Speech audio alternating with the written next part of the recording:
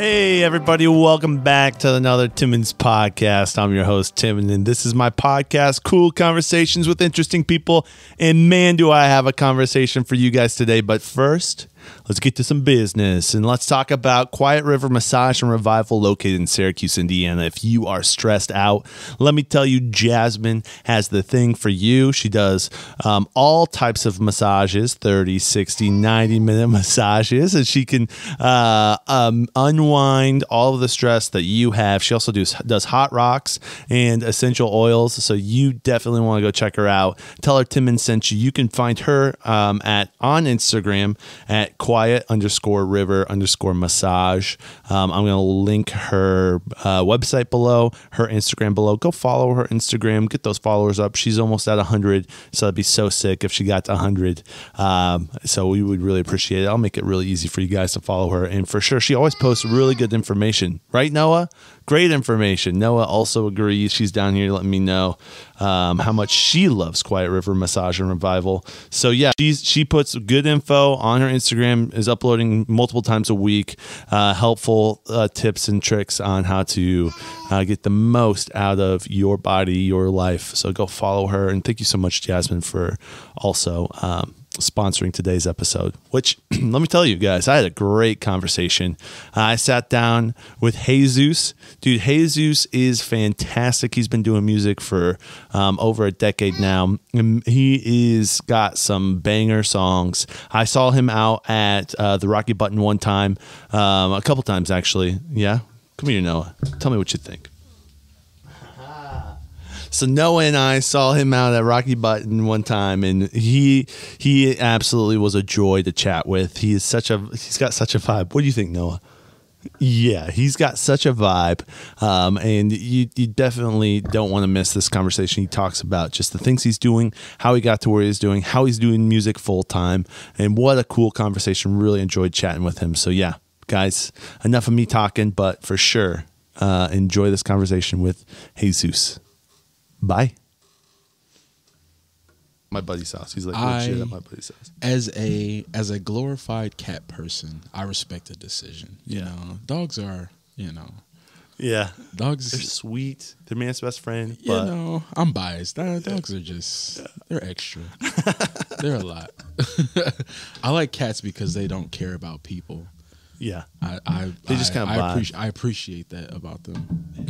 That's there for us whenever. Midway point. Let's do it. Okay, dude, Zeus, welcome, bro. Yeah, bro. Thank you for coming. Oh, of course. Thanks for having me. I'm excited. Yeah. Do you go by HeyZeus or do you just go Zeus? HeyZeus, Zeus. Whatever. I'm not big on names. Growing up, because I have an older brother. I got called my brother's name a lot of the time. Really? So just accidentally. Yeah. And my parents were slip up and call him my name as well. Go through the Rolodex. Yeah, so it's kind of like one of those things that whatever. Yeah. Whatever. So HeyZeus is cool. Zeus, HeyZeus. Yeah, I like the HeyZeus, and it's kind of like a double play on things. And it means nothing. I make up a different origin story for it every time. Just kind of oh yeah, I got it from I don't know. I just played God of War. Yeah, exactly. I like Greek mythology a little bit. It was just a play. I like play on words and wordplay, and but other than that, it's not deep. I'm not a deep person, and I think people think I'm serious, but I'm not. I'm just just roll with the flow. I'm just rolling, man. We're here. I rap, and Yeah, can't be a serious rapper these days. No, I don't think there is. No, it's not. It's not. There are serious rappers, but then I think they're too serious about it, and it's just fun. Yeah, and life's too short to be that serious about it. Yeah, it is. It's life is too short to be serious about making words rhyme. You know what I'm saying? You gotta. Yeah, it's just, and it's art too. It's art. It's, it should be. It should be. It's not like you're conquering, Athens or whatever. No, right? Yeah, he's just it's a job, right? It's a cool job though. It's a fun job. I love it. It's the best job I ever had. Well, all right. So I met you through. Well, I went to see Black J play to perform at the Rocky Button. Shout out to Black J. Shout out to the Rocky Button too. Rocky Button, it's an amazing place. Got such cool vibes. Always. A lot of art, a lot of things happening there. Yeah. And their progression has been amazing to see over the past couple of years. Yeah. I think I've only been to the new place that they've been at. So they were originally on I think Mishawaka Avenue in the place like Rio Park Events. They were in like the basement level of their building, so that literally started. Was there a coffee shop above them? Possibly some type of like restaurant thing. It's like I think the building I think is like connected to like other things. I know like Rio mostly does like, from my knowledge, they mostly do just like little parties and fancy events like that. Okay. Excuse me. I'm not sure what exactly else is in there though. Since Rocky's been gone, I haven't been to that building in a while. But yeah, because I went to one show and it was in a basement. It was kind of lower-ish ceilings and long. It felt like it was a really long room, but maybe that wasn't the Rocky Button. No, I don't think so, because it was small in there. It was like it was underground. Yeah, it was vibes, but it was amazing because it's one of those places that you go in there and it's just like the homies gallery. Like you're seeing art from your friends on the walls. Yeah, local DJs, local artists playing. It's like consignment and like thrifting, so it's like this cool mix of everything. Yeah, it's a cool mix of everything. It's a hub. It's like a nice community of artists, and like I said, to see them grow to where they are now, it's been like really cool. I think I performed at their first show in the basement. I want to say maybe not the first, but one of their first ones. And like, I mean, it was probably like 8 of us there, but it was amazing. Like we're just vibing, like playing new music, just chilling. Yeah. Now they're like downtown, like beautiful building. It gets packed. Yeah, it gets amazing in there.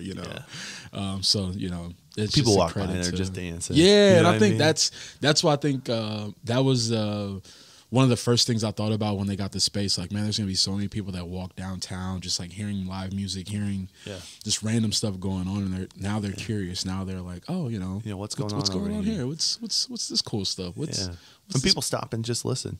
Exactly. I've seen that multiple times. We've had I remember one of the events there. There was a guy passing, just like, man, I just got off work and I walked by and I heard the music and I had a rough day. It was just like I had to stop in, and before I went home, it was cool, like just catching the vibe to kind of like knock the day off. Like, I don't want to take this reset energy home. Let me get a quick reset before I go see the wife. I don't want to go home with bad energy, bad juju. Yeah.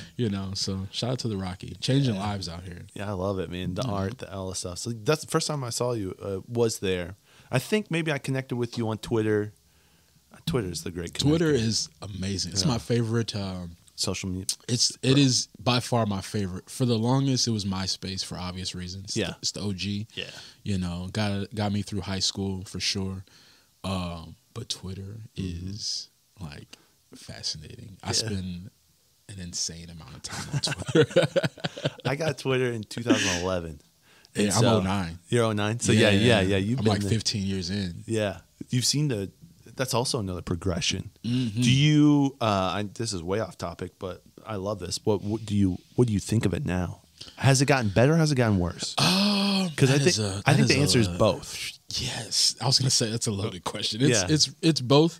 I think that it has gotten better in the aspect of being able to connect with people, like from all over the world in any type of genre of art or music or anything, like not even just like connecting with people that do the same things as you. You get to connect with people that do completely the opposite of what what you're into, and you get to have these kind of shared experiences. It's like the news, like you get so much information, actual up-to-date live updates as they are happening, the good and the bad. Like, it's boom, I don't even think about, I haven't watched the news in so long. It's just, there's no need, there's a need to for a lot of things, but at the end of the day, like you could get on Twitter for an hour and scroll and get caught up to date on every possible and probably more than you would on the news. Absolutely, I think. You know, I think maybe local is the one piece that maybe you're missing for at sure. some Yeah, point. and that's what I've been learning. Like,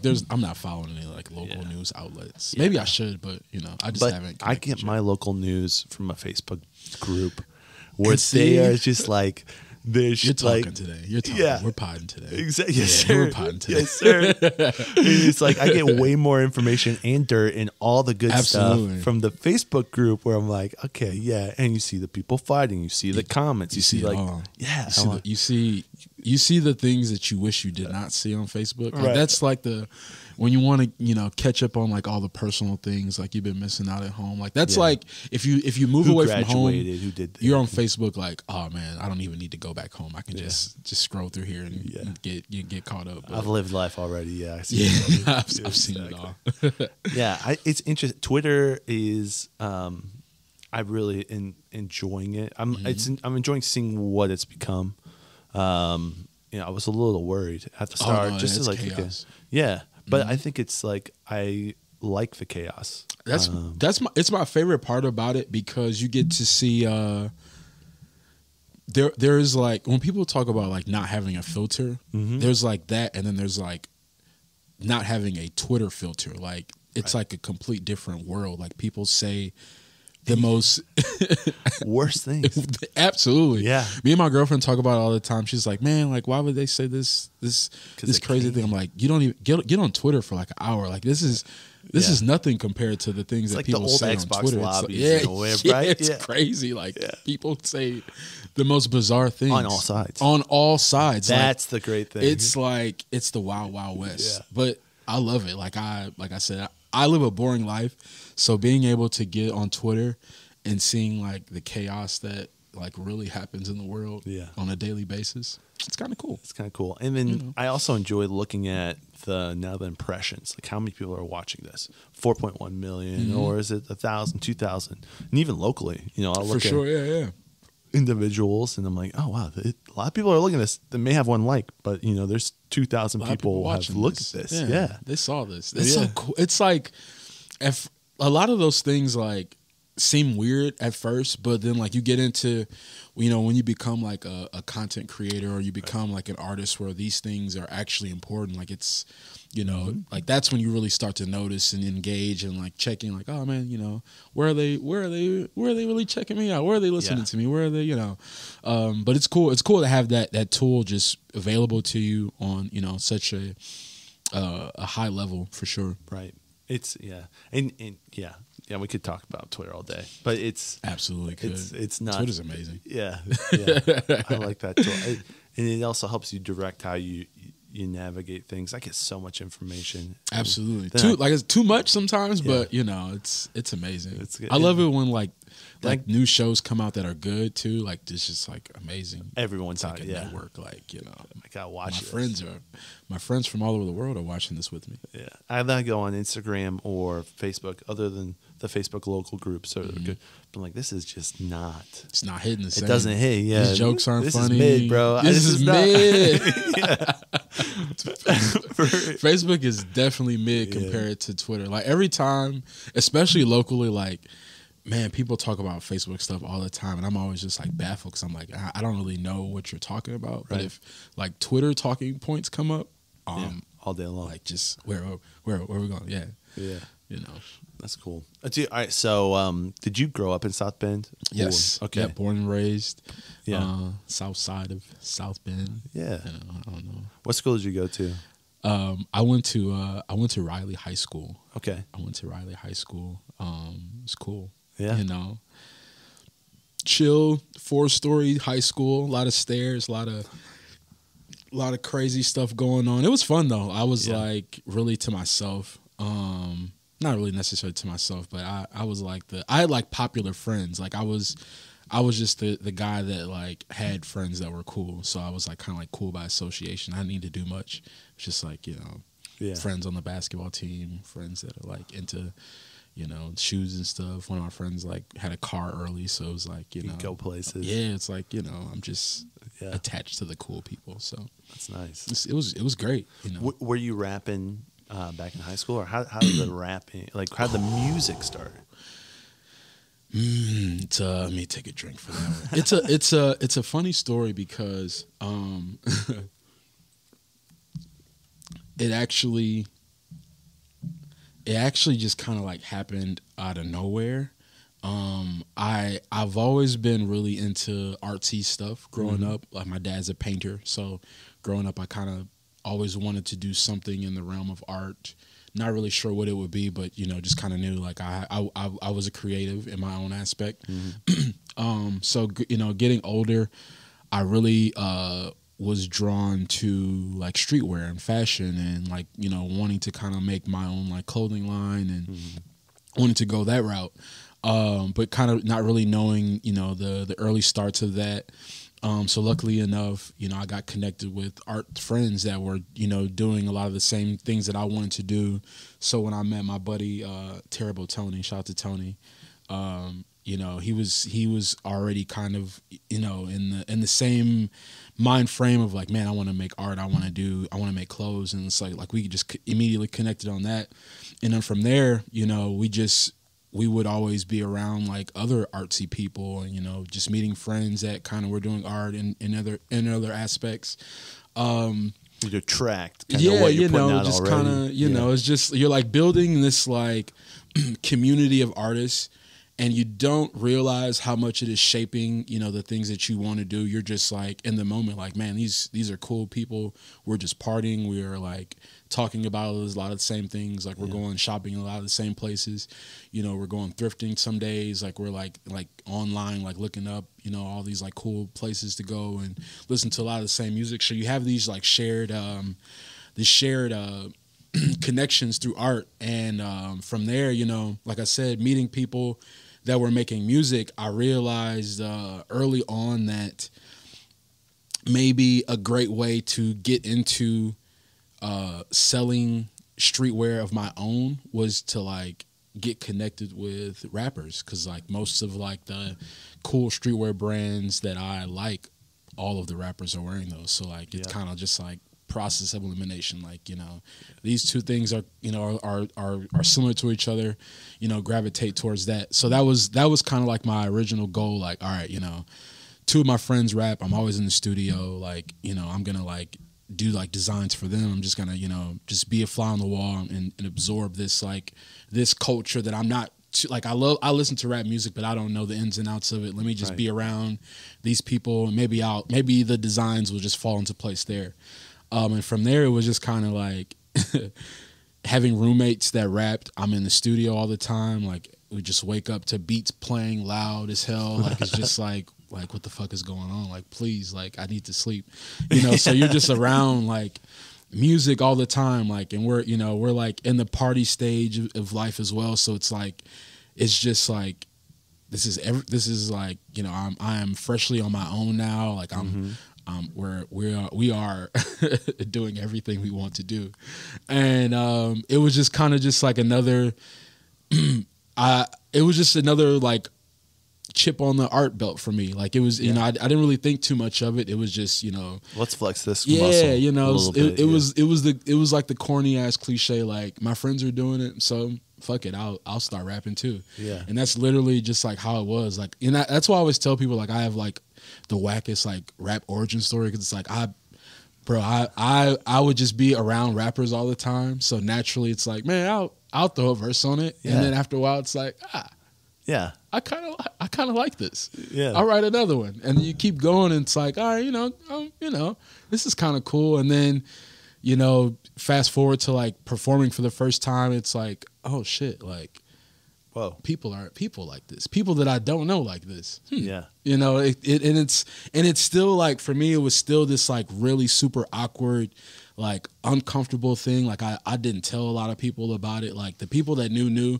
but for the most part, like I was probably making music for probably about 3 or 4 years before I told like some of my closest friends. It was just like something I would do, like, on the low, just like sneaking around the crib or just like at work, like, just like, man, like I don't, write a verse here, write a verse here, write a verse there. But I was always, for me, I was so focused on like designing that I didn't want to like start doing something that would take me away from it, you know, because I was like dead set on like, all right, I 5 years, I'm gonna have a clothing brand. We're gonna be in this gallery. Like that was the only vision that I had. Yeah. So I didn't want to like go too far away from it, but it was the original idea that I had of like being connected to music was kind of like working. It was like, oh, you know, this is like bringing me around more artists and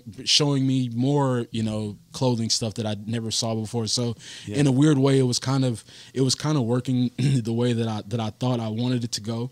But I just still didn't realize like how much I would fall in love with making music.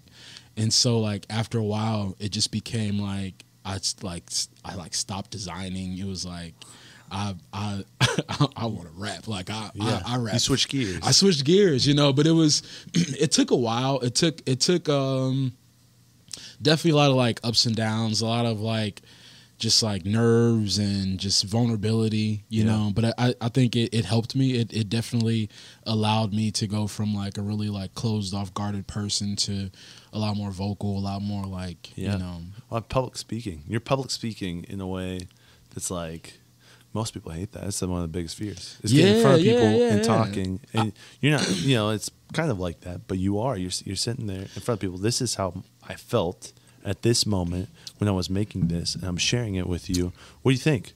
You know what's crazy? That is verbatim how I describe it to people. Like really? I've been, as I've gotten more into music, specifically performing, I get a lot of, I guess, high remarks from performing, and people are always like, you know, like what, you know, how do you do this, right? And for me, I was so nervous when I first started making music because it was like, I really care about this. Like I wrote this. Like I don't want to get up here and like embarrass myself or like look crazy. Yeah, you know, like this is a representation of me. Like I have 20, 30, 45 minutes of like, I have to sell this or else you're never going to buy it ever again. You know, and like if I don't leave this great first impression, you know, like it doesn't matter, you know, and like at the end of the day, that's something that I try to think about every time, you know, and I try to tell artists that all the time, like, man, like get up there, like no one else wrote this. If you wrote this, you have to prove it. Please prove it to me that you wrote this and that you care about what you just wrote. Because if you don't, it's going to show. And the people that care, the people that pay, the people that book, the people that want to really, really invest in you, they look at those things. They don't care like what you're wearing. They don't care like who is like screaming. Like if the people in the audience are screaming your music more than you are, you know, like it's great. It looks cool on camera, but also like, you know, it sounds different in the room. Yeah. And like those are the things that like I would think about, you know, for a long time. Like I would go, like I think as I got more serious about music, I would go to shows and I would just be like this snobby, like, oh man, this guy's like, you know, and like that's when I was like, all right, I gotta chill. But it was I got into that point where it was like, man, like I really care about this. Like I really enjoy rapping. I love performing. I love, you know, the feeling of like being able to control a room, you know, with your voice, with, you know, productions that, you know, I don't make beats, but a lot of my friends do. So it's like this like connection of like me and my friends, we did this and it sounds like what you would hear on the radio if you just pay attention for like 20 minutes. I got you. Yeah. And, you know. And I can change the vibe. I can change the vibe. Your mood, you know. Yeah. I love it. Yeah, you're a great performer. I appreciate that. I appreciate that. That's like my favorite compliment. Everything else is like, it's cool. But and the other thing, you know, immediately, I knew you were creative. It's when you were talking a little bit about, you know, what even before you started rapping, just the creative side. It's very evident, very evident, and that's cool. So when I was at the Rocky Button, I'm seeing the trading cards. I'm seeing the stickers, the different things. All the different things that you have that you were selling. Yeah. It's like this is multiple different avenues of different stuff, and even the the YouTube video I watched. I saw it on. I think it was Absolutely. Was it Absolutely? No. What's the one that you did in 2023? Starts with the Abundantly. Abundantly. I'm sorry. No, you're Abundantly. Good. You're good. Because it looked like you were, you're in the plate under the table. Mm-hmm. Like that's all. Was that's that Abundantly or was that with something else? Please leave me alone. Please leave me alone. Yeah, That's what it was. Yeah. And so that's all very creative. The way that was shot, the different things. I'm like, this is crazy. I appreciate that. That was all thought out by the director. Shout out to our SSL Designs. It's my cousin's design company, and I always forget like the exact acronym. It's SL Designs. Okay. So shout out to him. It was like I'd like it. It's so cool. It's another one of those things like I was saying, like I have nothing. So like I'm like, hey, I want to do this video. Whatever you think is going to look cool, do it. Yes. Just tell me when to show up.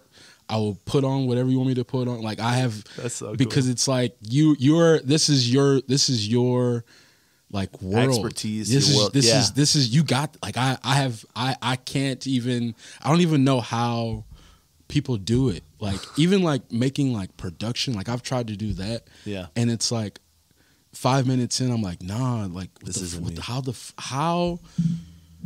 do you all do this? This is like not normal. I'm fascinated by it. So I leave it to the people that are good at it. Like I don't even like watching. I don't say that I don't like watching videos, but I've never been like a big music video person. So like that's why I don't have a lot of them because I never think of cool Still ideas. The audio it's on just like throw the beat on, I'll rap, right. And you know. I dug it, man. It reminded me of like.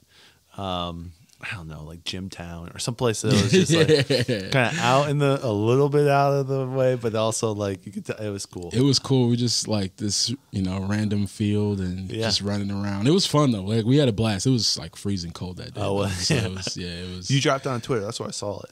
Yeah. Like, shout out to Twitter. Yeah. You gotta use the social medias. Yeah, promote it. You gotta do it. They're out there. Yeah. That's so okay. I'm gonna go back a little bit, but when was the first time you performed? Like what year was that? Oh, goodness gracious. Man, I'm going to give a guess and say maybe about maybe like 2013 or so. Wow.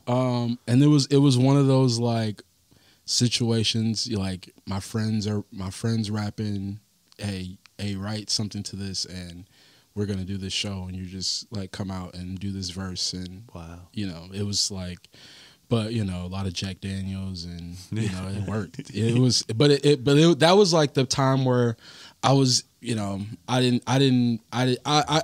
was probably like the first time that I ever performed, but it was definitely nothing like that I would consider like, because at the time it was nothing that I would consider really doing. It was just, here's an opportunity. Go for it with your bros, like, just rap and then we're going to go to the bar after this. Like, yeah, sure. Hell yeah. Just point me to the whiskey. But then like, I would say my first like performance as like, as an artist with like a set, maybe a few years after that, probably like 2015, 2016, a friend of mine, she was doing shows in Indianapolis, in like the Fountain Square area. Mm-hmm. And I was actually like doing like the flyers for the shows. Like it was kind of like, she had saw my work online, like hit me up like, hey, I need like a graphic designer. I see you're like relatively local, mm-hmm. I'm big on working with local artists. Hit me up to like, do some flyers for the shows. And this is kind of like I said, when I was making music, but not nothing to talk about. It was just kind of like, man, like this seems like some cool thing. Let me just go as like as just to go to some shows. Like I had never really been. Let's get with the other artists. Yeah, let's get check exposure. out some rap shows.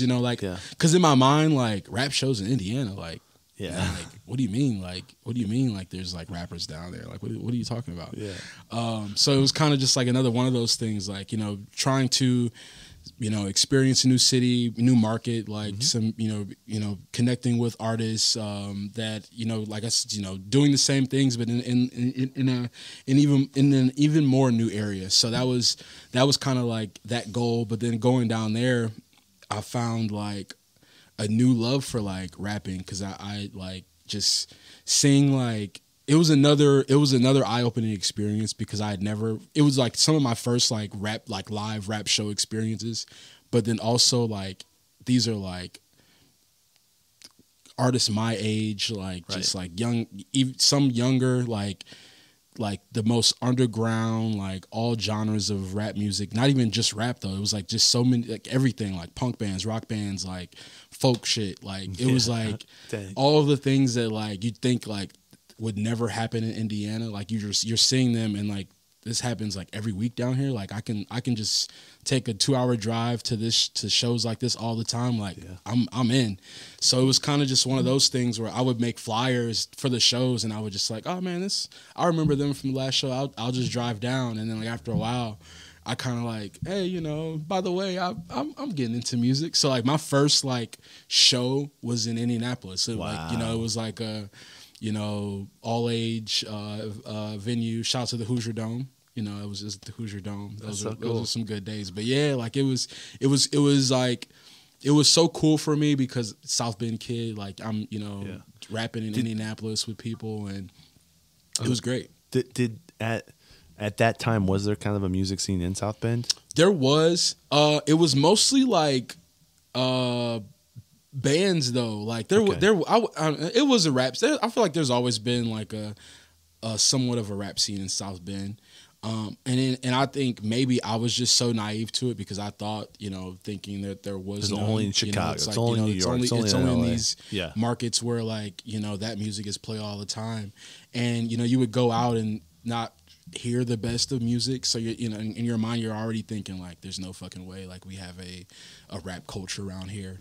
And then as I got into music and, more and more, I started to realize there actually was, I was just kind of guarded from it, or like not really, going to these places. So it was great. It was cool to see like not only like myself fall into like music, but then like to see like the South Bend or the Elkhart scene, or like the goat, like this huge area, like really like, grow as a rap community.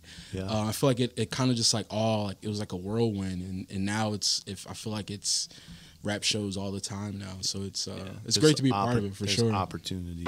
A lot of opportunities. And people I think it's like easy to think like, man, it's like local. Like I don't really want to do that. I don't want to do that. But like, I'm always like big on like anywhere you live is local. Yeah. Like if you live in California, you are local to California. So like, like local is just, what the fuck does that mean? Like the internet kills local. Like you can be anywhere in the world and post it, and anyone can see it, Yeah. So like you have to take advantage of any and every opportunity, especially, like we said, if you're, if it's your music, if it's your art, if it's the things that you make in your spare time, or you're like, you're killing yourself to like, carve out the spare time to like create something, like you have to present it and package it like you did, like you have to care about it just as much as you like care about this job that you claim that you don't like, like we have right. to, but you give so much time to it, right. And like, so you have, if you're going to give time to this, why not share it? Why not? You know, even for that little bit of moment,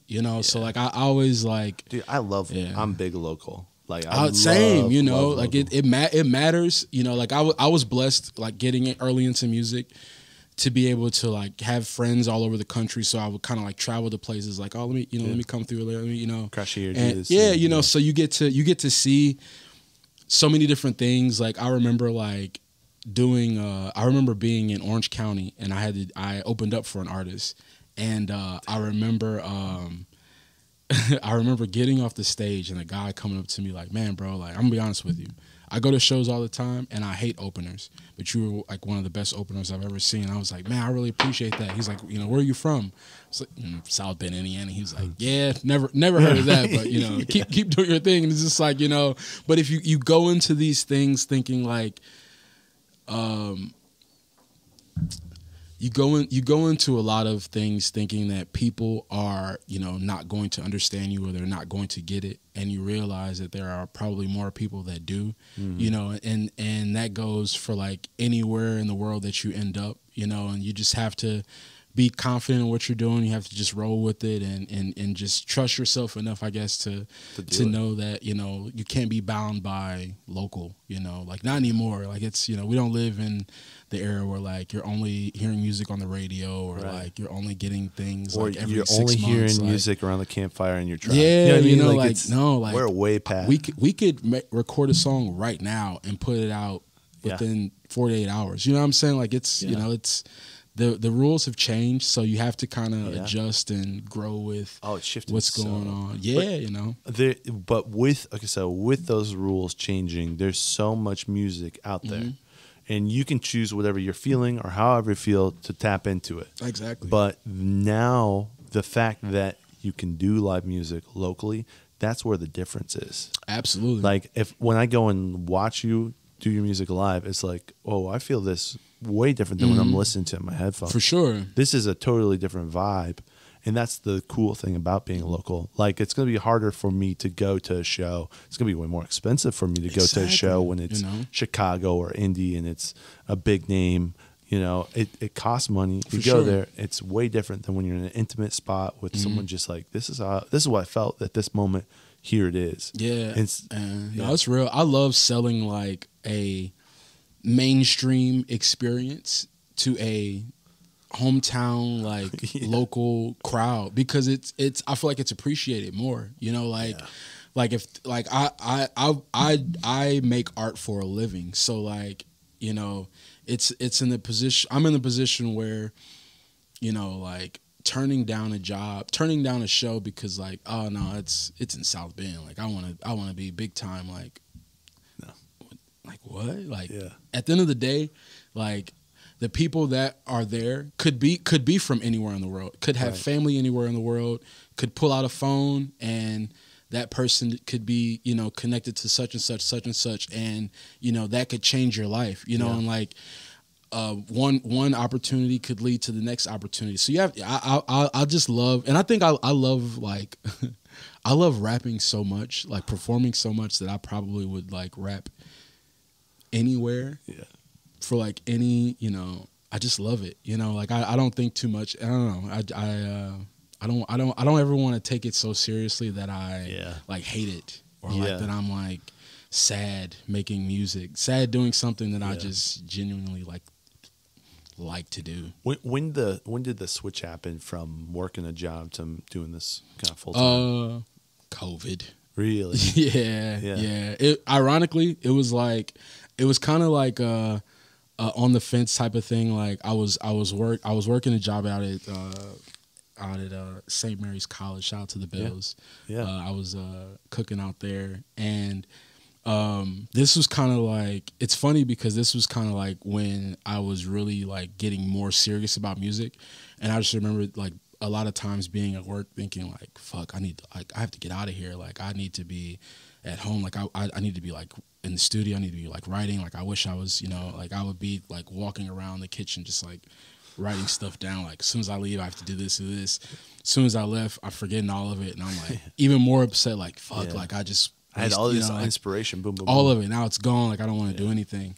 So, but I was lucky enough to have a couple bosses that were like, that kind of knew and could see that like my heart was kind of like elsewhere a lot of times. Like, you know, like, man, like, you know, you're not your like regular old like jolly self. Like something's kind of like off. Like what's going on? Like, man, you know, like I want to do like, you know, these shows, but like I'm kind of like, and I was always like, man, I hate like asking for like too much time off. Like I was one of those dudes. Like, man, like I don't want to like show up on work. Yeah, like I, because I like the money too. Like I don't want to. Like it's it's like I don't want to. I was in the position where it was like tough to think of like music and artists something that I could get away with doing full time, but also like it's what I want to do, and like you had like eventually you're gonna have to take somewhat of a step,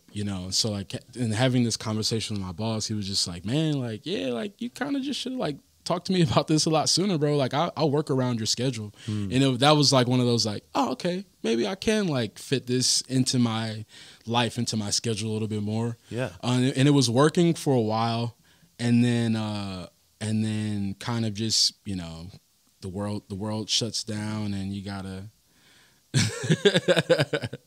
alter a lot of your processes. But it was honestly a blessing in disguise, because it gave me like the push to kind of like, all right, like you need to learn all of the things that you really want to do. You need to like really like crank out as many designs you need to get. You're on lockdown, you can't go anywhere. Order all that equipment that you've been like procrastinating, and like it's still in the shopping cart. You might as well just do it now. So that was that. Like got a heat press, got like a Cricut vinyl cutter, and just like got on like YouTube tutorials for like 2 months and just like whatever. Let me learn all of the little goofy ass things that I've been talking about learning that I just didn't have time to learn, or whatever. And it just kind of like propelled it, and luckily I had already had like a good bulk of music like recorded. So it was kind of like, I'm going to just drop music during this process and pretend like this is all brand new music, and people are going like, so it just like started to build momentum. You have this this kind of like altered this like fabricated consistency that I've built. It's like, but it's like it's like real, because this is real stuff, but it's also like this is 4 years, this has 3 been years in the old. Vault. Like I figured I would never put this shit out, and now I got nothing else to do, and I still like I now this is the time of the creatives. Like everyone is tapping into like, all right, I'm gonna do everything from home now, and like and I knew like, man, I don't want to get left behind. Like I don't want whatever is going on in the world to end, and like I didn't do anything in this time to like prepare myself for what's next. You didn't just want to watch Tiger King and it was like how do I make this productive? That's awesome. How do I make this productive? Like how do I pick up on a few things here and there that could help me do like still reach the end goal. Like you still want to do clothes. You still now you're really doing music, but you're making it work. Like create. And I actually during that time I actually launched my online clothing store. I just remembered that. It was definitely like the pandemic was like it was trash because it for obvious reasons it was fucking horrible. But it also was like, oh man, like I picked up a lot of great momentum, and even like doing shows, like it was literally like I remember being in South Bend. As soon as like bars could open back up, they were like, we're come on back, like we come on, drink. So it was only like a couple months. Exactly. That was and in Michigan, like right across the border, it was shut down for years. Bro, it was crazy. Like South Bend was like open and recklessly soon, but it was like, hey, we've been cooped up. I have to get out of the house.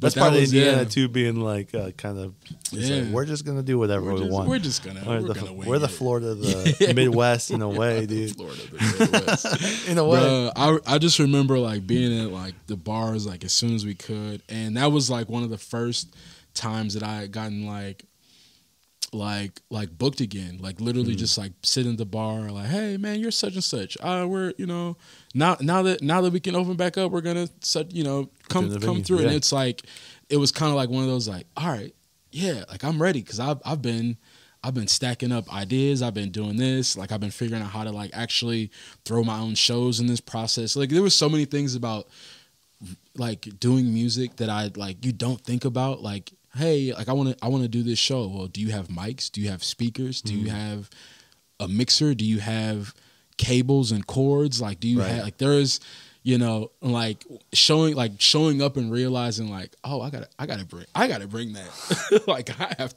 to go. I have to figure. I have to learn how to do all these things. It was kind of like, it was fascinating for me because I just remember thinking like, I've been living in like La La Land, like I'm just like rapping in La La Land, and now it is like, no, dude, you have to like actually. This is like work. You can't just like show up and plug up your phone, play your music, rap, sign autographs, and get paid and go home. Like you have to bring your stuff. Yeah, you have to pack up, unload. You got to be there a couple hours early. You got to rehearse. You have to like. There's so many things that I found. Sound check. There's there's so much, and it became like a new thing for me to like geek out about. So it was like a thing where like, all right, this is. I remember like getting into cooking and thinking like, oh man, like I really don't like doing this, but then like 6-7 years later, it's like I like doing this. Like I love doing this, and music was kind of the same way. Yeah. You go into it with like cooking, like, you start learning the basics. Yeah, right. Oh, these things go together, and man, this slaps. This slaps. And then when I throw this stuff together and cook it like this, as long as I don't make the vegetables mush, like these are tasty. As long as I can do this my chicken, way. I can remix my mom's recipe. I don't have to. You can like there's and like and now that I know how to do it, I'm gonna make it way better. I'm gonna do my own version. I'm gonna add the this spice, the 2.0. Right. So that was kind of like. So you're learning the basics for the music stuff at this point. Then just learning the ins and outs, learning like how to do shows, and learning like, getting a person. Something as simple as like getting a person to run the door. Like you go through it like though like. I started to realize like how underwhelmingly unprepared I was to do shows, but I appreciated the process because I knew like this is what I want to do. There aren't a lot of rap shows that go on around here, so like I can like capitalize at a time where I know that I have a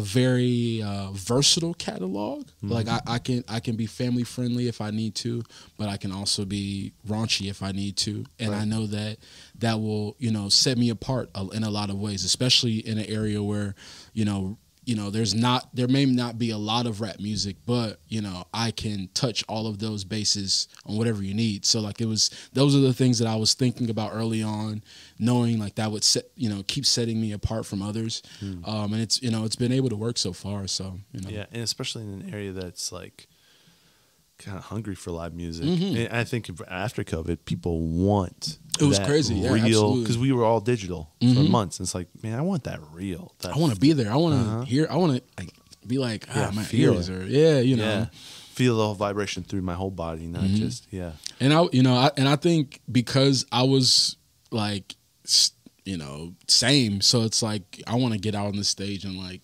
Like I want to let this shit out. Like I have been cooped up for months. You got to just like get up there and scream. So it was definitely like a great reset for me to kind of refocus, realign with a lot of things, and figure out what what the next stage of like HeyZeus would be and what it would look like. And have you always been HeyZeus? Was that your first like the original?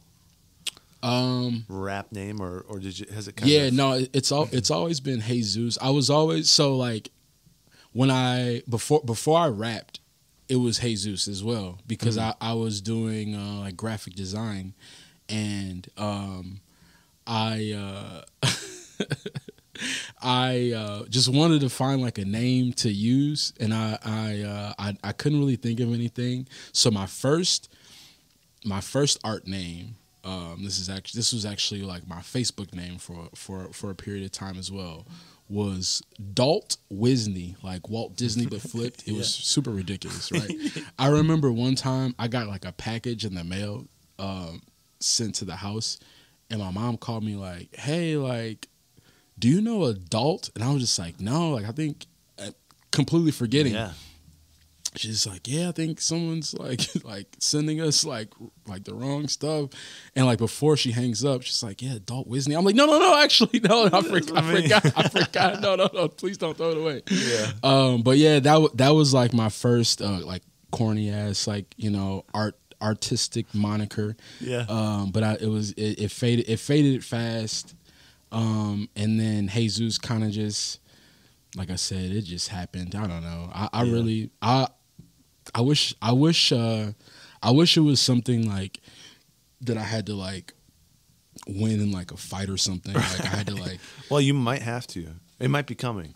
Because there are like 4 other HeyZeuses. Like, I was gonna say, you might have to bring them all into. There's like a Christian rock band, HeyZeus. Really? There's like a Hispanic rapper named HeyZeus. Yeah, our music would get mixed up every now and then. I would have people send me this like, "Hey, wouldn't you?" God, no, wouldn't you understand it? That's not me. I got bros out here, you know. Yeah. Shout out to the other HeyZeuses though. You know, it's kind of cool. You might have to like combine and make one album, or you might have to just throw down. Yeah, I would be prepared to battle to fight for it. I don't know if I would fight the Christian rock group though. You know, I don't want to. Yeah, do it. Like if it's blasphemous for the Christians. They're literally taking the name of Jesus at that point, right? Yeah, they're false flagging. Yeah, I don't know. I gotta listen to their music though. I haven't tapped in. Like I listened to maybe like a few quick snippets. But I didn't catch any of the like vocals, so I'm gonna run it back one of these days. I'm gonna just lock in and just listen to all the other HeyZeuses. That's crazy. Take notes. Yeah. It's like 4 of us though, 3 or 4 I think. That's awesome, man. All spelled the same way. It's lit. Yeah, that's crazy. Yeah, a lot of people have the. I thought I was original. Like I was like really proud for a while, for a couple years. And then slowly I would see like more and more HeyZeuses, and it kind of just like broke my heart. Like, damn, like I'm not special. You know Abraham Medellin? That's my dog. Yeah. Shout out to Abe. Dude, he's awesome. Amazing. Yeah, he's shout out to Abe. He has a lot of names too. That's what I was gonna say. Yeah, he's jumped from this to this. People like him scare me on picking names because like I don't want to like, I would hate to like call you the wrong name at the wrong phase of your life. Because I was like calling him one of his old names for the longest, and now Sad Puppy or something.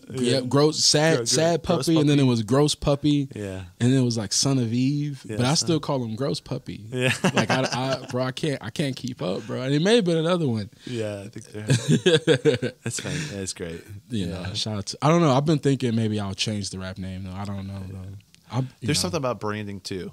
It's hard because so many people know.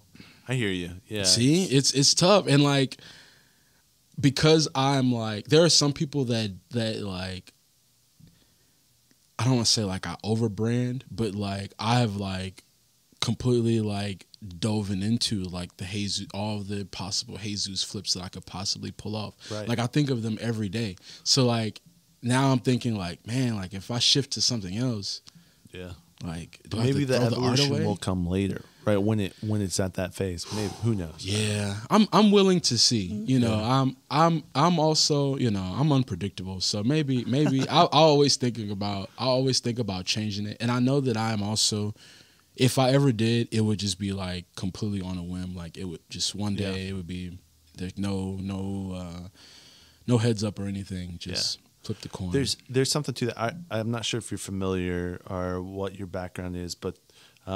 Certain preachers will do a thing where they call it they'll preach a sermon that's pretty offensive, and they do it to thin out the crowd because they want to see who's there, who's not, who's real, right? And I feel trying like to get this word, exactly. We're trying to get this word, right? Exactly. Who's trying to get the real stuff? So I think it's called like a bench burner or something like. But I feel like. I've done that where I've changed my name. And you just see who actually. You weed listens. out the real ones. No, right. I respect that.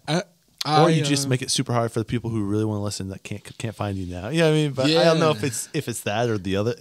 And I think I naturally do that with like other aspects of like my personality. I'm big on like, listen, I am what I am. I am like this awkward, goofy person, you know what I'm saying? Like I'll be rapping sometimes, and if you don't care, It's fine. It's not. It is my job to convince you somewhat, but like if you aren't there, you know, like I'm performing for the people that are here. Right. You know, like I'm focused on putting on the best show for like, you know, attracting people that like my vibe. Exactly. Yeah, and if you don't like it, it's okay. If you don't like it, it's okay. There's a lot of things that you know that I don't. Have you been on the internet? There's so much other stuff that you could listen to. It's okay. You know, you can listen to whatever. People, I always say this. People have. You could like. I actually posted this on Facebook recently. Shout out to Facebook. You could spend an entire day, like on someone's profile, and not see an entire thing that they actually like. They would just talk about the things that they dislike all day. And that is like extremely alarming to me that like social media, and like it's one of the gifts and the curse about the internet, because it's like, you know, we see all these things, but then also like it can be so draining. Like, why do we spend so much time investing in things that we don't like? Just, you know. I think because negativity, people are attracted. It gains traction. Yeah, and it sucks. It sucks because it's very true. Like the formula is undefeated. Like there's negativity is never not going to bring press. It is set in stone. But it just sucks. There's sometimes. been so much negativity that it's annoying. Yeah, it's like, draining after a while. I don't care. Yeah, I really don't care. You know, it's like what is going on? Right. And for me, I mentally know, let's not go around that person because I don't want that negativity in my life. I can't do it. I got so much other stuff I got to be focused on. You know, I'm trying to live a life and have a family. Namaste. Chickens. You know what I mean? Like I got things I got. Chickens in the coop, man. Exactly, dude. I got things I got to be focused on. I can't get pulled into your orbit of negativity. Nah, it's because it sucks people in. It's real though. I say all that, and I will still like scroll and watch people complain about shit all day. So I'm a part of the problem. I like watching fight videos. Watching fight videos. World Star. Shout out to World Star. World Star. I watch it for a little bit. I'm like, oh dang, wow, that's crazy. I can't. Oh man. Watching fight videos are amazing. They scare me though, because like I don't want to like. Yeah, I don't want to fight. Yeah, I've never been in a fight before. Yeah, I've made it a long time. I've been in, not really a fight. Yeah, you know what I mean. Yeah, I'm unscathed. Yeah, I feel like fighting me with you don't get cool points. Like I have a gap. Like it's like you fighting a person with a gap is like. You tough guy. Yeah. You hit the gap boy. Like, come on, man. You know, you can't. You know, it's cool. I also think you can de-escalate a lot of stuff. You know, and if I see someone who wants to fight, it's just like, I'm not interested in being around that. I'm a laugher too, so I may get like swung at because I'm laughing. Yeah. You know, in the wrong time. That's one of my fears too. Like, not being able to read the situation properly. Yeah. And like laughing when I should not, and just like. Oh, I didn't mean to laugh. I just, you know. Oh, I've been in that situation too. Like, not where it's you caught one or you slept somebody. No. Where I've laughed and it's like I didn't fully understand what they said, and I was just like, kind of just like, oh, okay, you know. And then they're like, and you could just see the whole thing. Shit, I'm like, oh, okay, whoa, my bad. And I just kind of moved back. You know what I mean? I'm a funny guy. I'm sorry. Yeah, I'm sorry. Yeah, I don't know how. And sometimes when people bring up things I don't know how to handle, I just laugh. You know what I mean? Exactly. It's an awkward reflex. You know, it's nothing mechanism personal. in the way. I just want peace in the world. Yeah. You know, I'm big into Frasier and shit like that. I watch Frasier all the time. Yeah. Shout out to my bro. Yeah, I have. That's the TV show or no? Yeah. You gotta tap into Frasier. You kind of like New Age Frasier. Really? You know, he was a radio psychiatrist. Okay. And so podcast is like the new radio. This is like a therapeutic experience. If I were to be honest with you, I've had multiple people say that. Absolutely. Where they're almost like they're processing and they're releasing. There is something to that. Mm-hmm. Dude, people aren't listened to anymore. Mm-hmm. Typically, it's like a lot of times I want to talk, and then waiting until I can talk again. Yeah, and there's something to being like, oh, this is what you're saying. Now, let me listen more, and then bring back this and this. There's something to I don't think people realize like how much how much easier it makes having a conversation if you're like listening. Yeah, you know, like actually like hearing a person out, and like, oh man, okay, I can, because I don't know, like that's another thing I think about too, is like some of the people that like want to be listened to the most do like a horrible job of like listening to others, and it's like, it's counterproductive. It's never going to quite click. You gotta listen to folks. And I think as an artist, it makes what you do a lot easier. Like you get an idea of what people like, what people want, what people don't want. What you know will like trigger a person, what will calm a person. You get those ideas, and a lot of it is just like taking notes and listening to people, and doing your research. A lot of people watching. It's creepy sometimes, but it's effective. There's something too. It's important though. You gotta watch folks out here. Yeah, people. It's very interesting. When you get an idea, how do you? Let's go art, because I think you probably have different ideas as they come into your head, whether it's rap or. But if you get an idea for art, do you actually like visually see it in your brain, like the thing, or are you just seeing a piece of it, or do you have like, I should do something like this, more like text? How are you like? What's that process like in your? A lot of times I will see it for the most part, but I am definitely like a visual learner. So a lot of times I will like I will kind of like storyboard it a little bit. Like I'll kind of just like sketch it out. Like and sketch it somewhat, but then like I'll kind of like collect a bunch of like images that are like, kind of like inspirational, like similar to kind of like help me piece it and patch it together. But for the most part, I like to kind of like mood board or storyboard it. The idea will come, and then I'll go to my notes app. Like I'll try to like go to my notes app first. So I'm like writing things down, like little bullet points. Like all right, this is what I want to do. This is what I want to do. This is the feel. This is the feel. This is the vibe that I'm going for. Or like because a lot of times it'll be like I'm watching a movie or like listen to a song, and I'll think of a design, or I'm thinking of something. So I'll like go to my notes to try to like write it down, so I have like a, because I know that my memory is trash as well. So I know that like, is that Jack Daniels back in 2013? Yeah, bro. I have like forgotten so many like good ideas or good like song ideas that it's like broken my heart a lot of times. Like man, like I swore I was gonna remember this. 5 minutes later, it's gone, and I'm like, man, like my life is over. Like I can't believe I just forgot that. And so like now I've tried to like be more mindful of those moments. So I'll go to the notes app. Sometimes I'll even go to like the voice memos and try to like, if it's like music stuff, I may go to the voice memos. Yeah, like that makes sense. Just like looking awkward, like recording yourself, trying to make sure you get the flow down. But yeah, because my memory has let me down so much that I try to get the best of it. At least like a framework. The framework. Like I have foundation like of it. I usually will have like my iPad on me all the time, so like it's even easier to pull it out and just like write something real fast that I need to like make quick notes on.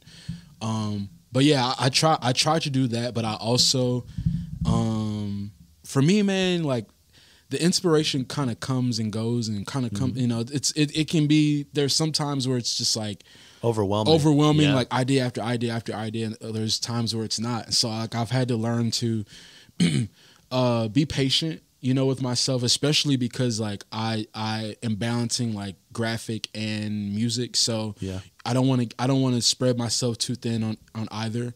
And I also don't want to miss out on a groove that I'm having. There are times where like I'm doing a bunch of music stuff and I'm kind of like putting the designing to the back burner, but it's, it works out in a way because I know like once all this music is done, now I have a bit of things that I can make designs for, and now I can like listen to this while I'm designing, and it kind of just meshes well together. So like that was one of the big things for me, is like figuring out a good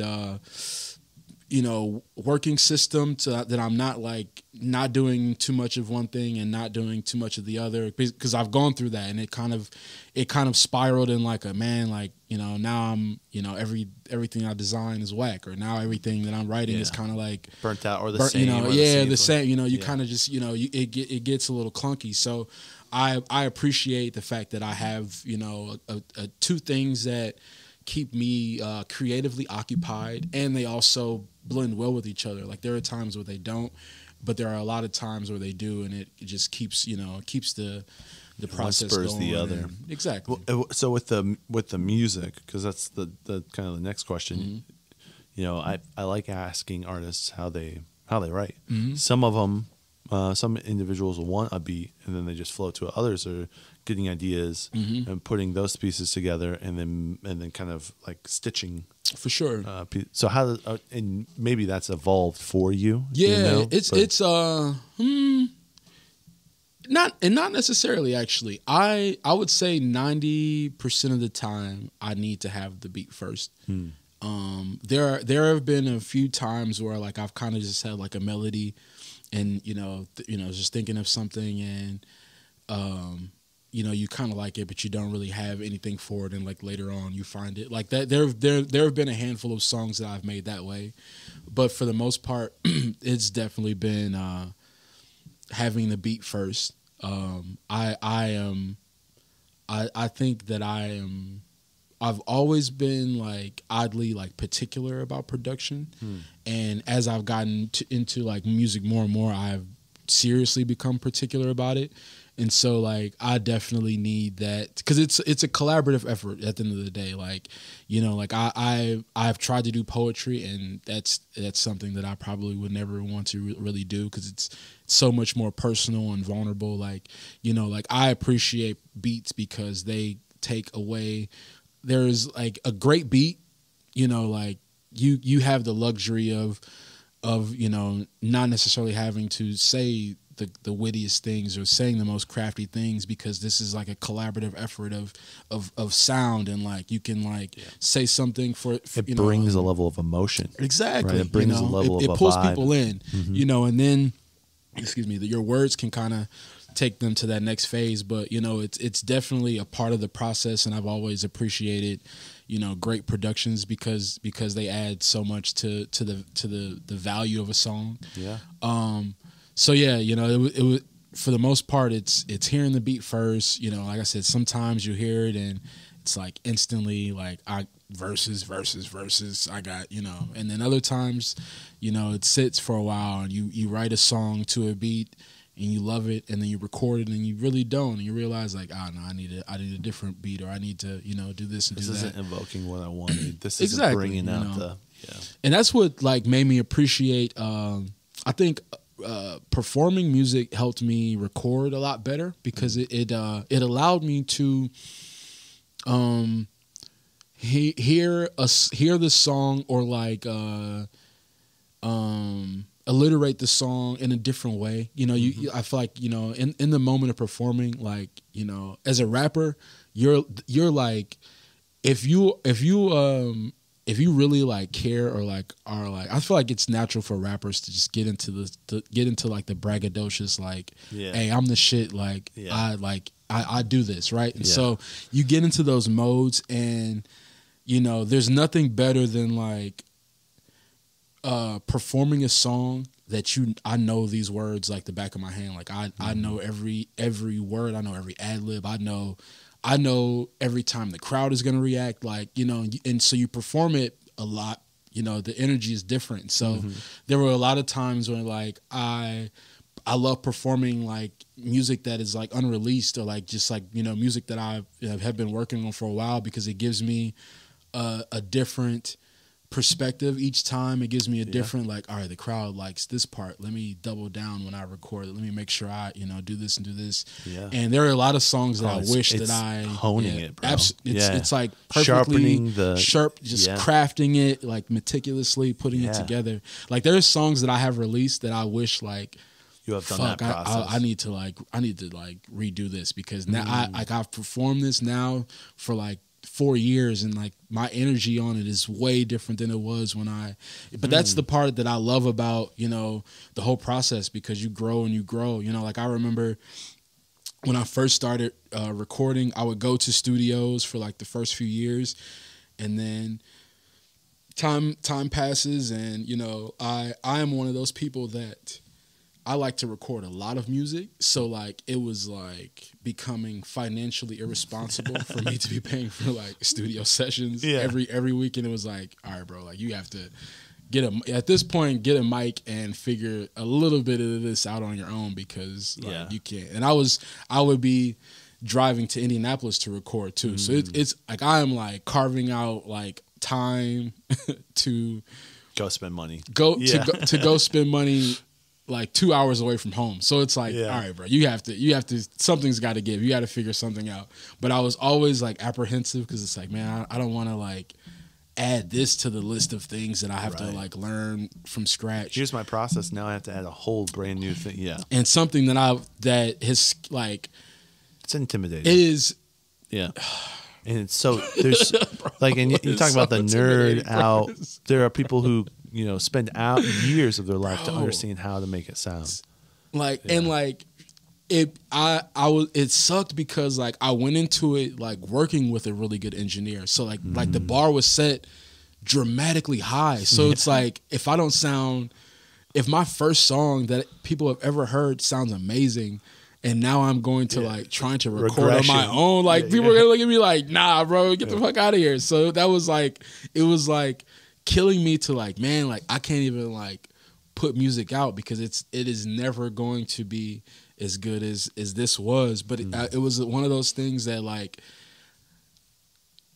you know, the survival mode kicks in. Like, all right, bro, like you're either gonna figure this out or stop complaining about how difficult it is. Like, figure it out. Like, I don't know. These are like conversations that I would have like sitting in the basement, like, man, like I can't do all these studio sessions. Like I want to record like 20 songs, like, you know, it's like it's so much. Like you're wanting to put out all this music. You're trying to balance, like, you know, work life and personal life and creative life, and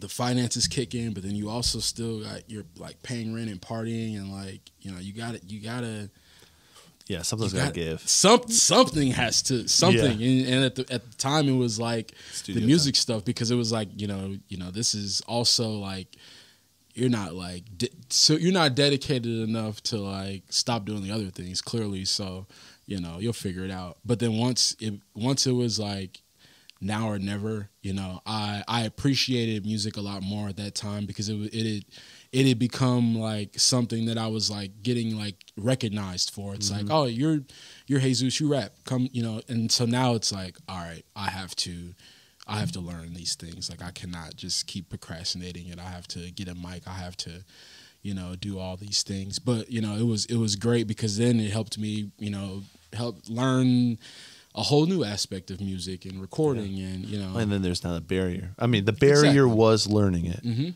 but now you don't have. You can just roll right into it. You can just roll. You can. Yeah. It's like, you know. It's like you said 48 hours. I can have it. Exactly. Right. It's like going from, you know, no mics to 3 mics. It's like three. You know, no cameras to 3 cameras. It's like, exactly. You know, you get. You got this down packed. You can now talk. What's the next? Now, what do you do? Now you know. 2 months, it's the green screen, and you got shit popping up. And, exactly. You know, but it's like those are the cool things. I'll have like a boom and a swinging crane and all that stuff eventually. I was like never into podcasts until the pandemic, actually. Like, it was like I was never like I never understood the allure. Like, I'm not listening to people talking like this is fucking crazy, right? But then the world shuts down, and you know, there's like you shit changes, and like I listen to podcasts. Yeah, I love podcasts all the time now. It's like super soothing, just driving to NPR and shit. It's like, man, like I'd rather listen to people talk than listen to music all the day long. I really enjoy, and you get information. I love that. Information, you get to learn, And there's something about just having that conversation. We're not looking at our phones. We're having like intentional conversation. And I love that so many athletes are starting podcasts because you get like the behind BTS. The scenes. Yeah, You get the real stories. You get like, you know, you get all the conspiracy theories confirmed and like, right. You know, and you get to know them even better. Exactly. Than when they're on the field and you just watch them for a piece of time. Get those personalities. Like it's like sometimes it's like, oh shit, like this dude that I loved is a fucking idiot. Yeah. Now, but for the most part, it's not. So I think every politician should have a podcast where they have to at least speak for like 4 hours. It should be absolutely required. Yeah, because then it's absolutely. like, I get 4 hours of you, okay, or 2 hours of you. You know, okay, this person's an idiot. Yeah. They should do that and like have to see like live like Twitter reactions to them like as they're talking. It would change the world. Yeah. It would change the world. Yeah. And some politicians are doing that, but they're so good at polished talking points. The same with the athletes. It's when they go on, they do their interview. It's this talking point. When you have a conversation, it's like, well, I don't have an agenda. No, I don't have something I want to like. Shit just slips in. Yeah, you know, stories start flowing, and you know, it's more organic. Yeah, I have a couple like. One more question for you. Okay, I didn't realize. See, we've been just just chatting. We've been chilling, man. We've been doing, we're. But my question is like now that you're doing music full time, what's your schedule even looking like? Are you doing shows multiple times a week, or is it kind of heavy at one point, lighter at another, or what's that even look like? It's definitely heavier. Like I'd say like. I'm sure weekends, I would assume, but yeah, definitely weekends. But for the most part, like we're in kind of like the busy, you know, showtime. I feel like summer, spring, like as soon as like spring hits, from like spring to, I'd say like you know, October. Sometimes you know it's pretty. It's go time. It's pretty. It's like if it sucks because like as a fan of others like. There are so many shows that I miss out on because like it's either like I'm in the same night or like just like you know it's a lot of times it sucks, but it's great because it's what all of us are wanting to do. You know, it's like we always talk about it's like a good problem to have. You know, like all these shows going on and you know like you know there's like you're like competing with your friends, but you're not competing with your friends because at the end of the day like we're all just trying to get the spotlight. We're all just trying to you know. Get recognized or get shows or just you know build up what we're doing and but it's cool to be busy but yes most you know weekends I'm trying to work on some more like you know like residency based race places. I got some things in the work that you know I'm like trying every to, Thursday I'll be here or every Wednesday. Yeah. And so it's cool because like I feel like because the art scene has grown, there have also been like more galleries and venues that are wanting to do shows. You know, like there are a lot of places, even restaurants. There's a lot of places that have never really, you know, done music before, but because it's a normal staple in you know the area, they've been integrating those into like their you know their normal routine. So even that's amazing. You know, like it's. I feel like there is literally like a show or you know at least 3 shows going on every week that you kind of like pick and choose from. Yeah. And so you know it's 3 shows a week in Goshen. Live music, you know. Yeah. It's like, hey man, shout out to Goshen. Yeah.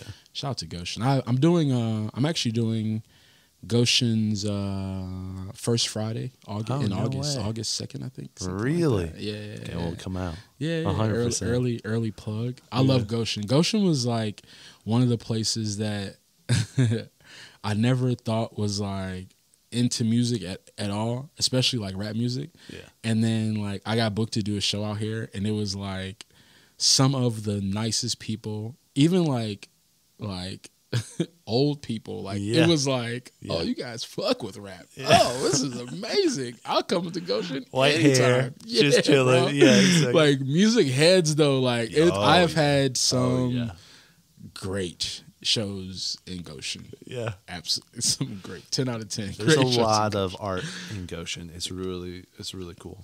It is. But it's cool because it's all around us. You know, for sure. Yeah.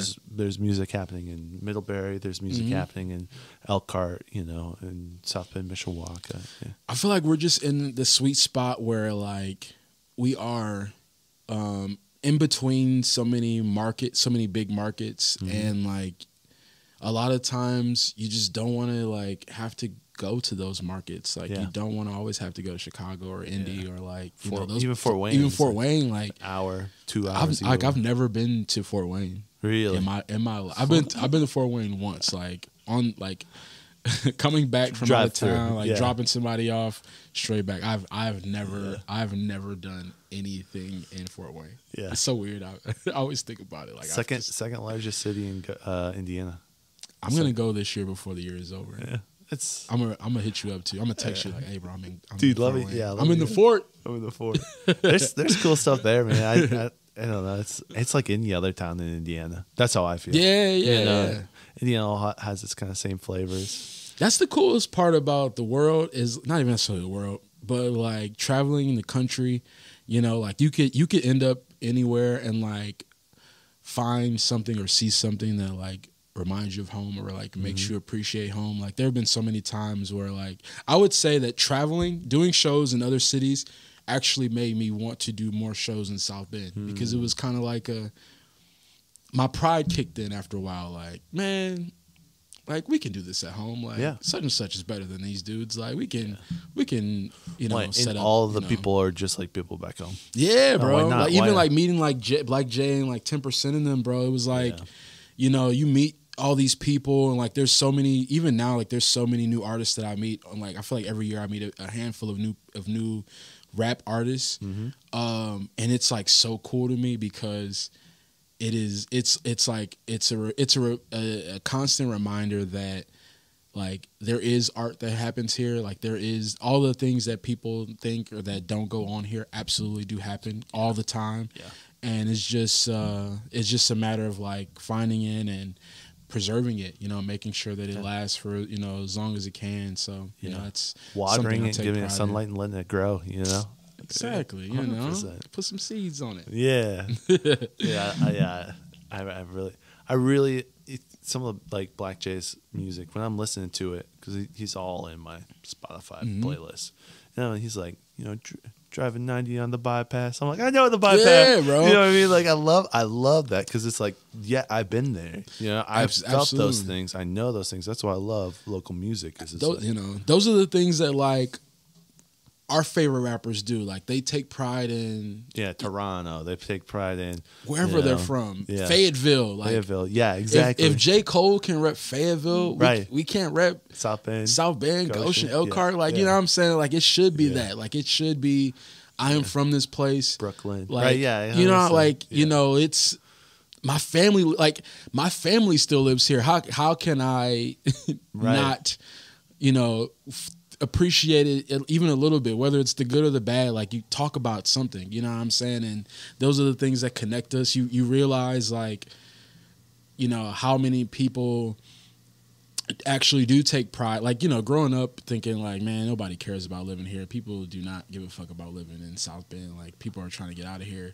Yeah. And then you get older, you're like, nah, people love this shit. People will die for South Bend. Like, and now it's like, I got y'all. Like I'm making South Bend anthems for, you know, it's like, I get it now. You know, you grow up in a place, you're around it, you see the things that kind of mold you and don't realize like how much they actually mold you and how much they actually like, you know, craft you into the person that you end up being. Yeah. And, you know, once you realize it, I think it starts to click. And I've been in that phase of like, you know, all right. If you go anywhere, people are all the same too.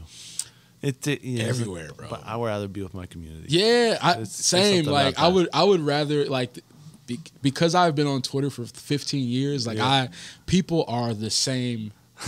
All over the world. People are crazy as fuck. No matter what, people are insane. Like there are no rules. So if that is the case, Yeah. I would much rather be with people that at least know the pieces on the board that I'm playing with. Like, right. I would rather, someone I can call at any time. Yeah, right. Like I would rather it make sense until it doesn't. There's a lot of shit in this world that does not make sense. So I would rather capitalize, perfect the things that do to me, and I hope to bow out gracefully one day, knowing that I just had fun, doing shit that I left liked. a mark. Yeah, I don't know. Life is short, man. Like, it's long, but it's short. Like you get.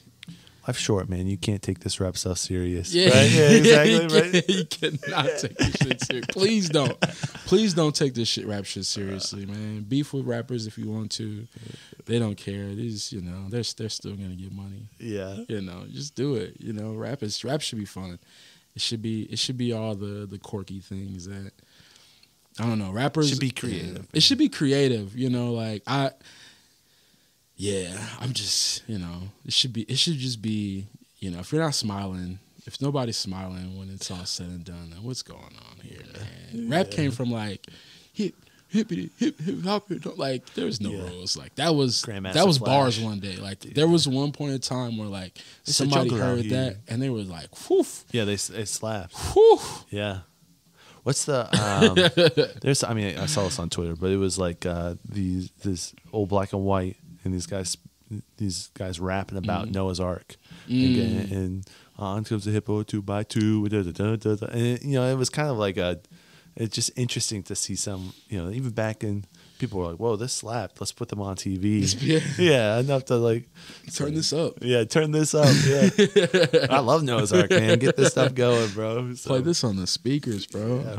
Nah. Well, bro, we've done an hour and a half. Really? Yeah. See, this is cool. It's sick. What if someone's never listened to your music, what's one song they should listen to? And I know that's a tough question. Ooh. And if it's cool, I'd like to play that song at the end of this podcast. That's the ending.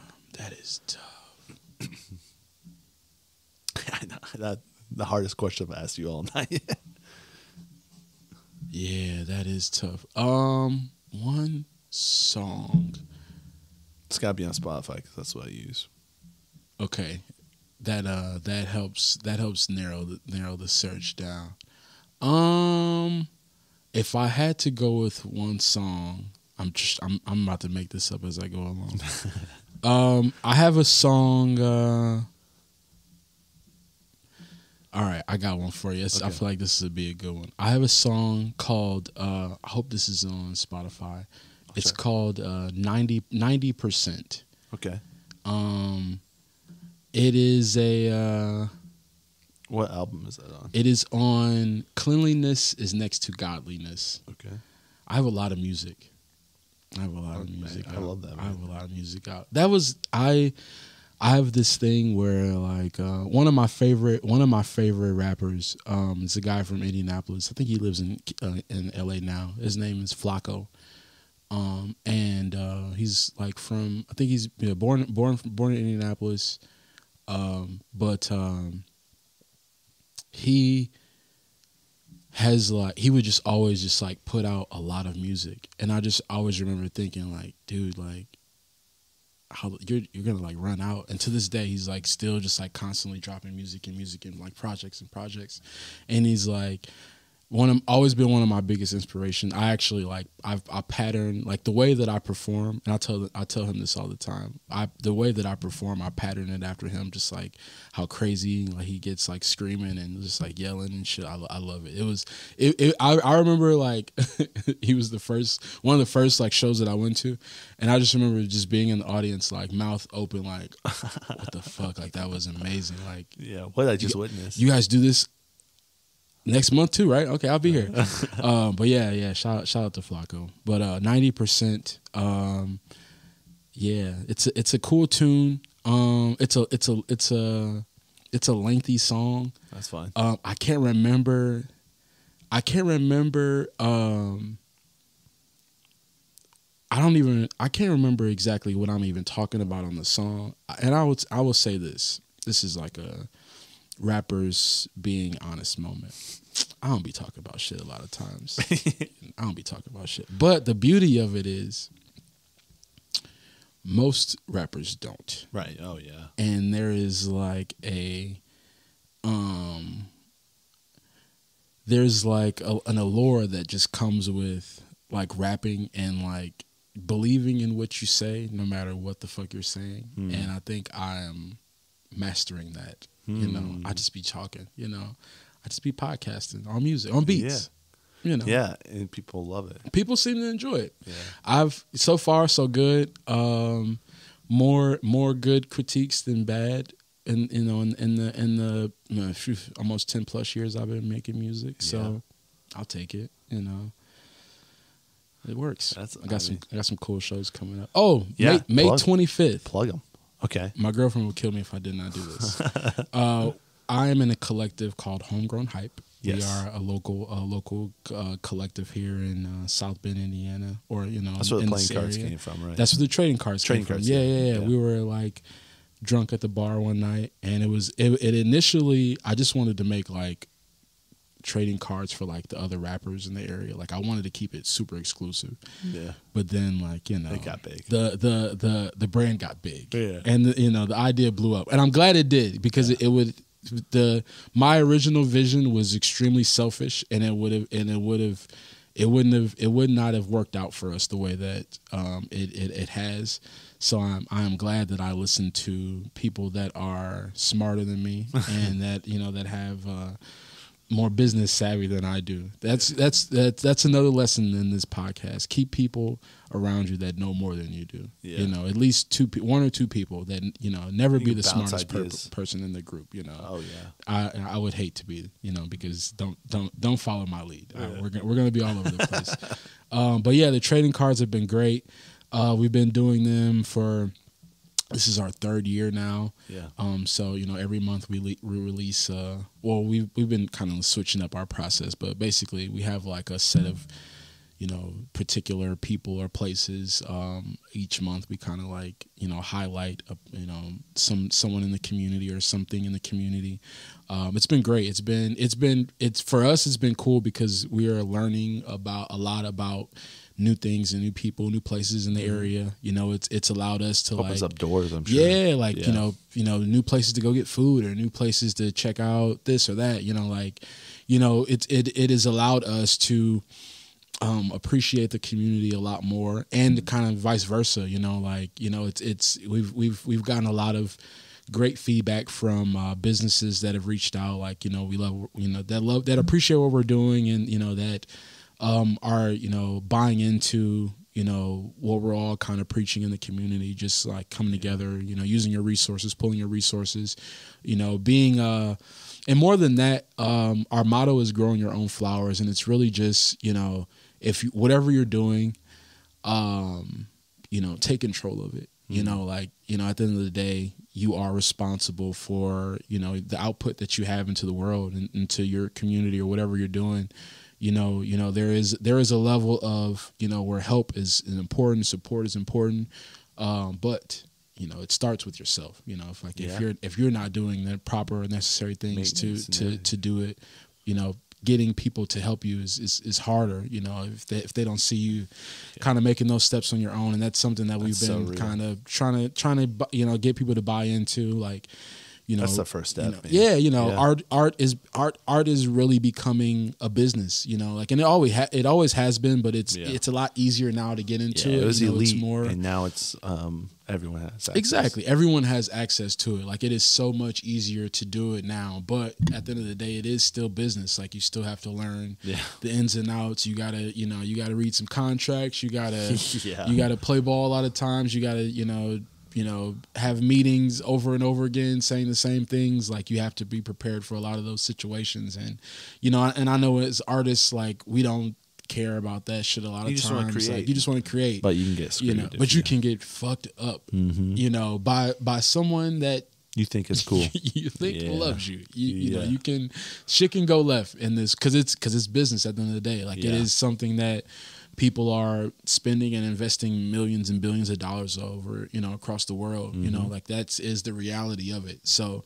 you know, I've actually had, like, people at like venues, like you know, like promoters and like, you know, like bar GMs, like flat out like, hey bro, like you got to get serious about this. Like you have to, you know, like there's money in this, and these places make great money when you guys are performing. So wow, you know, it should be mutual. It should be a level of like, you know, learn, you know, what we're making at the door, learn what they're making at the bar. Like, you know, you have to, you know, and like those are, you know, you're not thinking of it like in your mind, like, man, I just did a show. It was like 600 people in here. Like I got like, they gave me a drink tab. Like, that's it. Yeah. They just made about 5 racks off of your show. Like, you have to like, those are the things that you have to like, you know, and you won't level up if you don't, because if you don't know, like if it's just like, oh, I'm going to be famous. Like, yeah, go for it. You know, and sometimes it works out for people. Yeah, but you need capital to help grow the market. Yeah, you got to figure out, you know, because and a lot of those people, you know, you can get to those positions where, you know, now you have, you know, the industry eye, quote unquote, looking at you. But if you still don't know how to, you know, operate in that world, it's going to be worse. How many stories are out there? Yeah, there are horror stories. Like those, like a lot of those stories were like reasons why I never like fully wanted to really dive into music, or why I've always been kind of, I guess, apprehensive of like going to like a major label, quote. Like I don't want to get to the point where like I hate this. Like I'm waking up and I have like crazy ass deadlines, or like I'm in debt. Like I am famous, and I'm making what I made when I wasn't. Like I don't want to go through. It's not worth it. I know me enough to know that I would be like I would be like Shia LaBeouf in the news, bro. I would be doing wild shit. Like, leave me the fuck alone. Like, I don't want to do that. I just want to rap. I just want to, you know. So I knew kind of like early on that a lot of the aspects of like the industry weren't for me, but the creative part is like, shit, I can do that. That brings you back. Yeah, I can do that. So you gotta learn. You started this by saying May 25th. What's happening? Homegrown Hype. No worries. Homegrown Hype. Yeah, I love it. No, that tangent was awesome. Woo! I enjoyed that tangent so much. May 25th, we are opening up our exhibition at the South Bend Museum of Art. Oh, okay. We're going to be having a residency there. So the opening kind of like date is the 25th, but the official open reception is June 7th. And it will be there until July 7th. So about a month, we're going to have some space in there. We're going to be doing some cool events there. We may be doing like some pop-up music shows in there as well. Oh, very cool. We're going to be highlighting different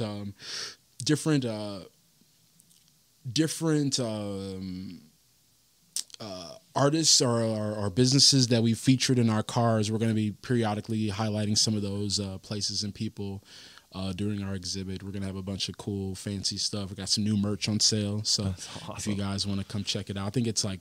Is that right next to, like, across from the hotel, over by is it Morris? It's like right over there. So it's like in the Century Center building. It's like all in the same building, and like in the kind of like in the front, they have like the museum and like the gallery space. So it's really cool. I've been there once or twice. It's cool amazing. Spot. It's a cool space. It's another one of those things where, you know, you do enough cool things, and you meet all of the people that have the connections. Yeah. That, and also like you get friends that end up getting those jobs with the connections, and it just but it's all it starts with laying the groundwork, you know. And I think, you know, I take pride in that. You know, we take pride in like trying to do things the right way for the community, for ourselves first and foremost. You know, I think it's easy to like get sucked into like doing things for the community, and you kind of like lose track of yourself. And at the end of the day, like, you know, if you're not the best version of you, you know, how can you help anyone?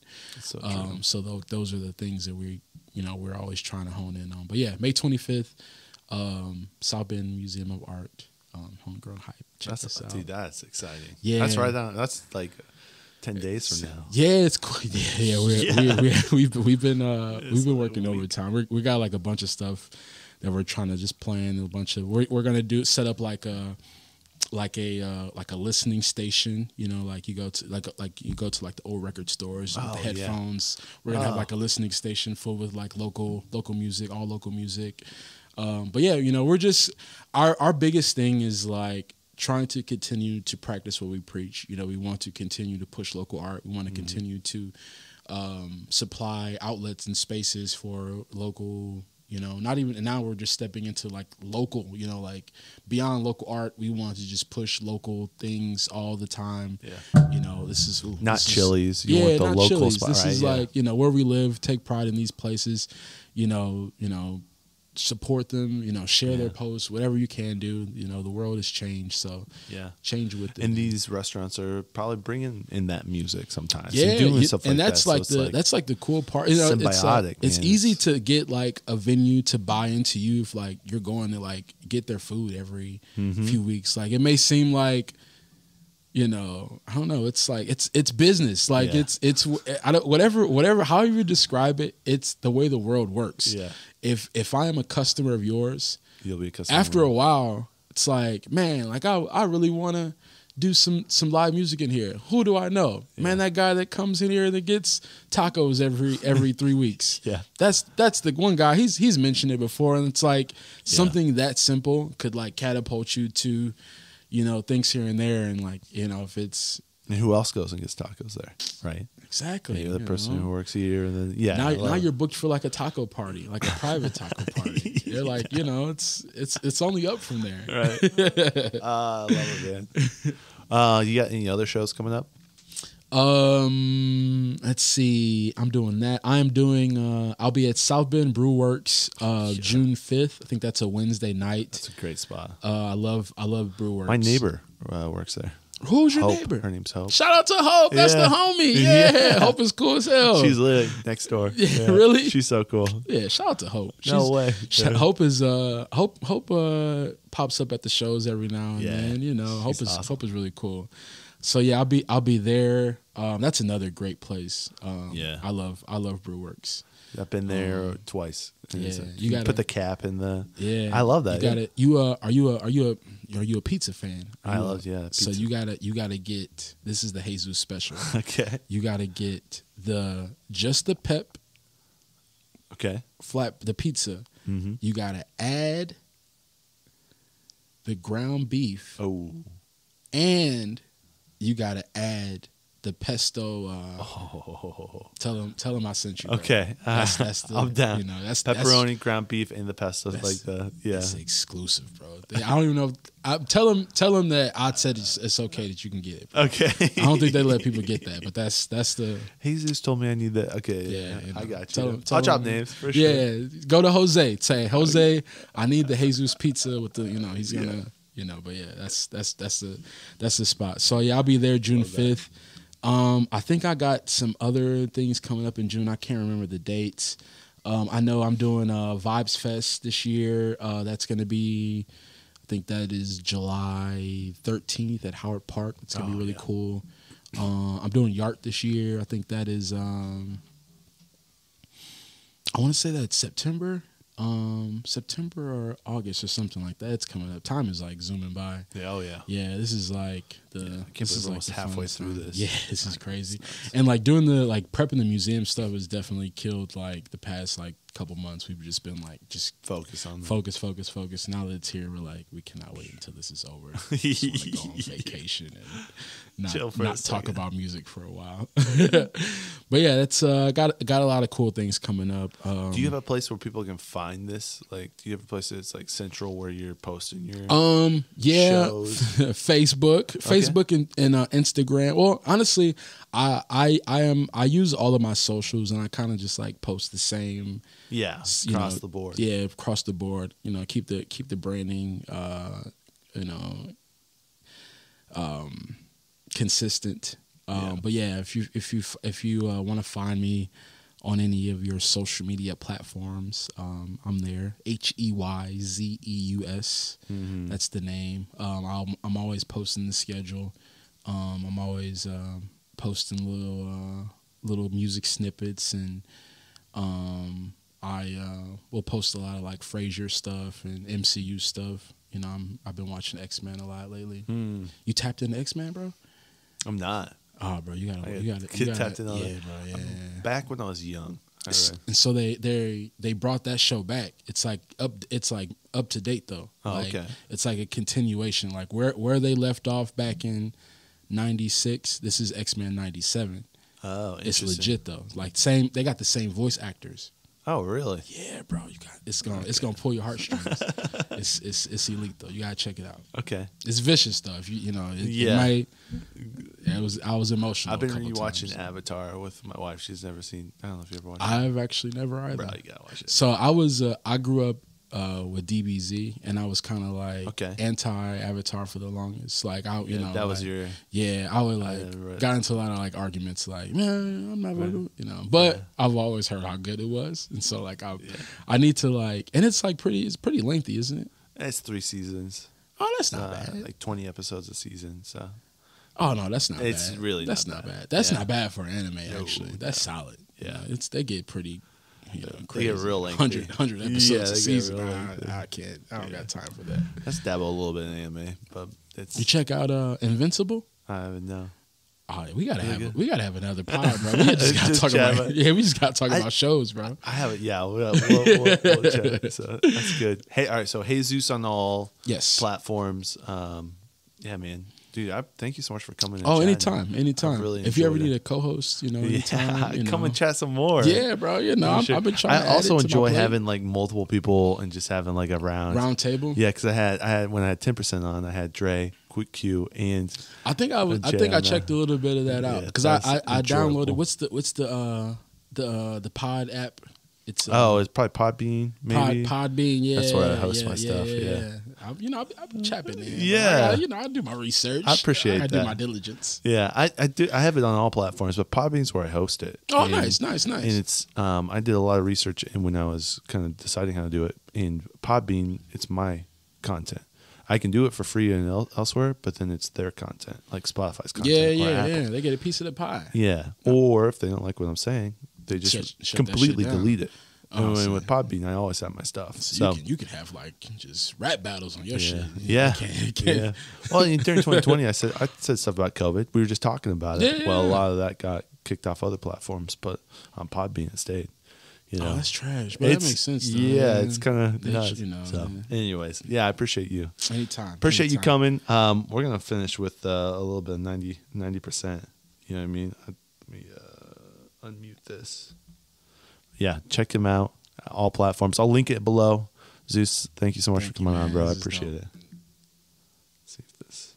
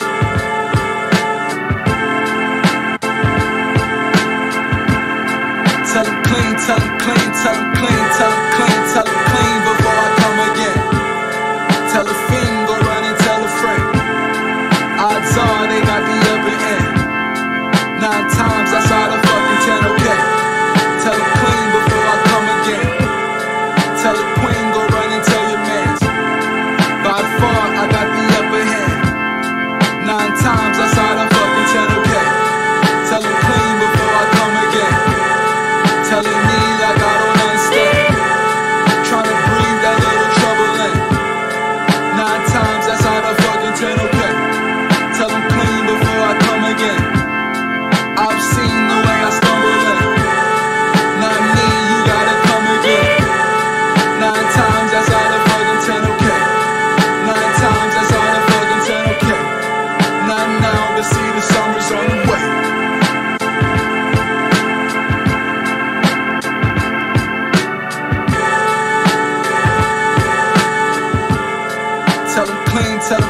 tell them clean.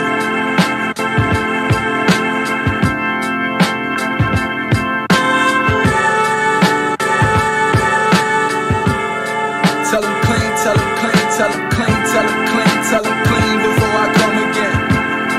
Tell a fiend, go run and tell a friend. Odds are they got the upper end. 9 times, that's out of fucking 10, okay. Tell them clean before I come again. Don't tell your dreams, don't ever tell your plans. Go hard until you get the win. 9 times, that's out of fucking 10, okay. Tell them clean before I come again. Telling me like I don't comprehend. Kinda seems like you ain't making sense. 9 times, that's out of fucking 10, okay. Tell them clean before I come again. Y'all seen the way I stumble in. Oh, please don't tell me how it ends. 9 times, that's out of fucking 10, okay. 9 times, that's out of fucking 10, okay. Nothing now, but see the summer's on the way. Oh God, I think it might just get delayed. 9 times, that's out of fucking 10, okay.